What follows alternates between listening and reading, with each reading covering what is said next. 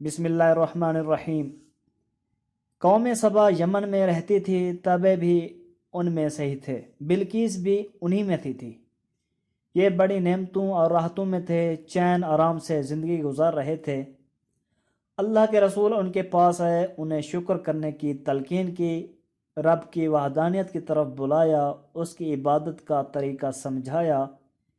کچھ زمانے تک وہ یوں ہی رہے، لیکن پھر جب کہ انہوں نے سرتابی اور روح گردانی کی، احکام اللہ بے پرواہی سے ٹال دیے، تو ان پر زور کا سیلاب آیا اور تمام ملک، باغات اور کھیتیاں وغیرہ تخت و تاراج ہو گئیں، جس کی تفصیل یہ ہے۔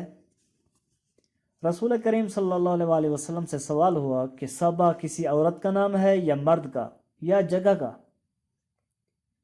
تو آپ صلی اللہ علیہ وسلم نے فرمایا یہ ایک مرد تھا جس کے 10 لڑکے تھے، جن میں سے 6 تو یمن میں جا بسے تھے اور 4 شام میں۔ مزہج، کندہ، ازد، اشاری، اغار، حمیریہ، یہ 6 قبیلے یمن میں، نجم، جزام، عاملہ اور غسان، یہ 4 قبیلے شام میں۔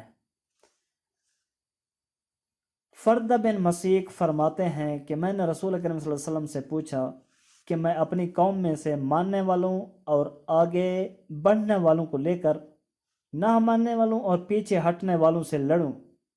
آپ نے فرمایا ہاں۔ جب میں جانے لگا تو آپ صلی اللہ علیہ وسلم نے مجھے بلا کر فرمایا دیکھو، پہلے انہیں اسلام کی دعوت دینا، نہ مانے تب جہاد کی تیاری کرنا۔ میں نے کہا حضور صلی اللہ علیہ وسلم یہ سبا کس کا نام ہے؟ تو آپ کا جواب تقریباً وہی ہے جو اوپر بتایا گیا، یعنی مرد۔ اس میں یہ بھی ہے کہ قبیلہ انمار میں سے بجیلہ اور شام بھی ہیں۔ ایک اور مطول روایت میں اس آیت کے شان نزول کے متعلق اس کے ساتھ یہ بھی ہے کہ حضرت فردہ نے آن حضرت صلی اللہ علیہ وآلہ وسلم سے کہا کہ یا رسول اللہ صلی اللہ علیہ وآلہ وسلم، جاہلیت کے زمانے میں قوم سبا کی عزت تھی، مجھے اب ان کے ارتداد کا خوف ہے، اگر آپ اجازت دیں تو میں ان سے جہاد کروں؟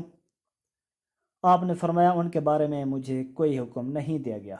محمد بن اسحاق سبا کا نسب نامہ اس طرح بیان کرتے ہیں، عبد شمس بن العرب بن قحطان، اسے سبا اس لیے کہتے ہیں کہ اس نے سب سے پہلے عرب میں دشمن کو قید کرنے کا رواج ڈالا، اس وجہ سے اسے رائش بھی کہتے ہیں۔ مال کو ریش اور ریاش بھی عربی میں کہتے ہیں۔ یہ بھی مذکور ہے کہ اس بادشاہ نے حضرت صلی اللہ علیہ وسلم کے تشریف لانے سے پہلے ہی آپ کی پیشن گوئی کی تھی کہ ملک کا مالک ہمارے بعد ایک نبی ہوگا جو حرم کی عزت کرے گا، اس کے بعد اس کے خلیفہ ہوں گے جن کے سامنے دنیا کے بادشاہ سر نگو ہو جائیں گے، پھر ہم میں بھی بادشاہت آئے گی اور بنو قحطان کے ایک نبی بھی ہوں گے، اس نبی کا نام احمد ہوگا صلی اللہ علیہ وسلم۔ کاش کہ میں بھی ان کی نبوت کے زمانے کو پا لیتا تو ہر طرح کی خدمت کو غنیمت سمجھتا۔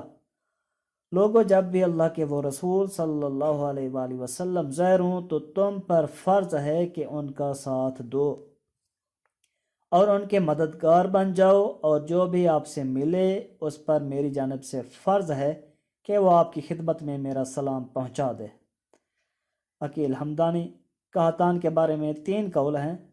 ایک یہ کہ وہ ارم بن سام بن نوح کی نسل میں سے ہے، دوسرا یہ کہ وہ عابر یعنی حضرت ہود کی نسل میں سے ہے، تیسرا یہ کہ حضرت اسماعیل بن ابراہیم علیہ السلام کی نسل سے ہے۔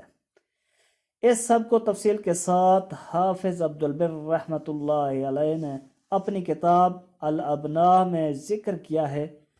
بعض روایتوں میں جو آیا ہے کہ سبا عرب میں سے تھے، اس کا مطلب یہ ہے کہ ان لوگوں میں سے جن کی نسل سے عرب ہوئے ان کا نسل ابراہیمی میں سے ہونا مشہور نہیں، واللہ عالم۔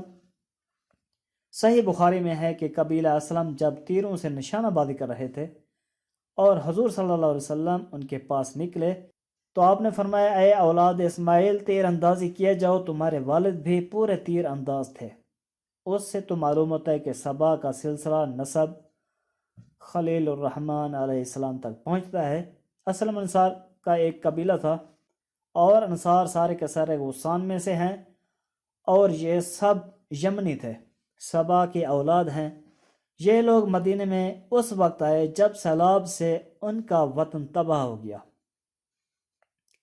ایک جماعت یہیں آ کر بسی تھی، دوسری شام چلی گئی۔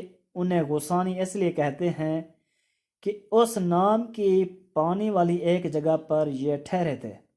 یہ بھی کہا گیا ہے کہ یہ مثال کے قریب ہے۔ حضرت حسین بن ثابت رضی اللہ تعالیٰ عنہ کے شعر سے یہ بھی ثابت ہوتا ہے کہ ایک پانی والی جگہ یا اس کنویں کا نام غسان تھا۔ یہ جو حضور صلی اللہ علیہ وسلم نے فرمایا کہ اس کی 10 اولادیں تھیں، اس سے مراد سلبی اولادیں نہیں، کیونکہ بعض 2 3 نسلوں بعد کے بھی ہیں، جیسے کہ کتب انصاب میں موجود ہے، جو شام اور یمن میں جا کر آباد ہوئے۔ یہ بھی سیلاب کے آنے کے بعد کا ذکر ہے۔ بعض وہی رہے، بعض ادھر ادھر چلے گئے۔ دیوار کا قصہ یہ ہے کہ ان دونوں کے جانب پہاڑ تھے، جہاں سے نہریں اور چشمے بہہ بہہ کر ان کے شہروں میں آتے تھے۔ اسی طرح نالے اور دریا بھی ادھر ادھر سے آتے تھے۔ ان کے قدیمی بادشاہوں میں سے کسی نے ان دونوں پہاڑوں کے درمیان ایک مضبوط پشتہ بنوا دیا تھا، جس دیوار کی وجہ سے پانی ادھر ادھر ہو گیا تھا اور بصورت دریا جاری رہا کرتا تھا، جس کے دونوں جانب باغات اور کھیتیاں لگا دی تھیں۔ پانی کی کثرت اور زمین کی عمدگی کی وجہ سے یہ خطہ بہت ہی زرخیز اور ہرا بھرا رہا کرتا تھا، یہاں تک کہ حضرت قتادہ کا بیان ہے کہ کوئی عورت اپنے سر پر جھولی رکھ کر چلتی تھی، کچھ دور جانے تک پھلوں سے وہ جھولی بالکل بھر جاتی تھی۔ درختوں سے پھل خود بخود جو جھڑتے تھے وہ اس قدر کثرت سے ہوتے تھے کہ ہاتھ سے توڑنے کی حاجت نہیں پڑتی تھی۔ یہ دیوار مغرب میں بھی تھی، سنا سے 3 مراحل پر تھی اور صد مغرب کے نام سے مشہور تھی۔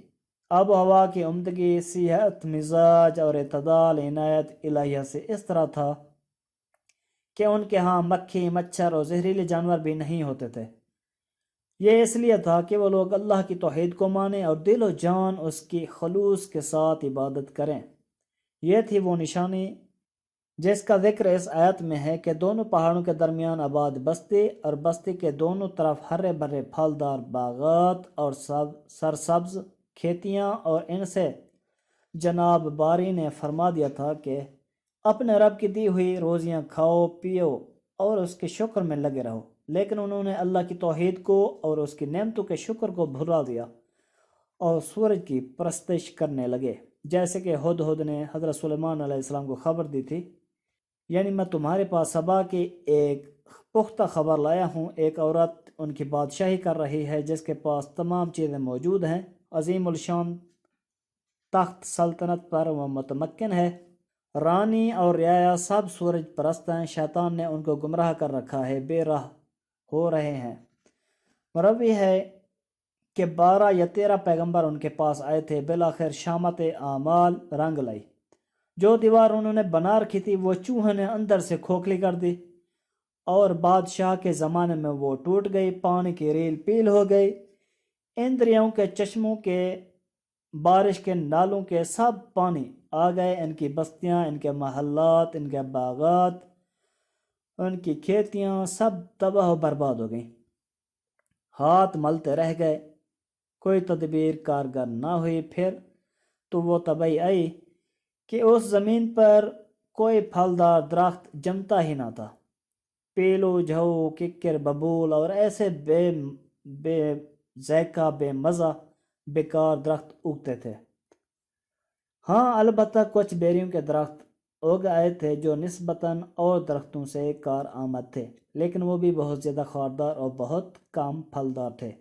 یہ تھا ان کے کفر و شرک کی سرکشی اور تکبر کا بدلہ کہ نعمتیں کھو بیٹھے اور زخموں میں مبتلا ہو گئے۔ کافروں کو یہی اور اس جیسی ہی سخت سزائیں دی جاتی ہیں۔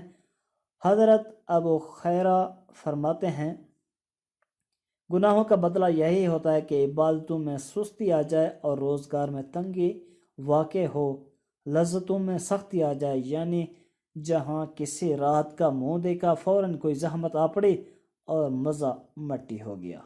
امید کرتا ہوں آپ کو یہ ویڈیو بہت اچھی لگے گی، تو مزید ویڈیو دیکھنے کے لیے جڑے رہیے میرے چینل کے ساتھ، اماد انفو ٹی وی کے ساتھ۔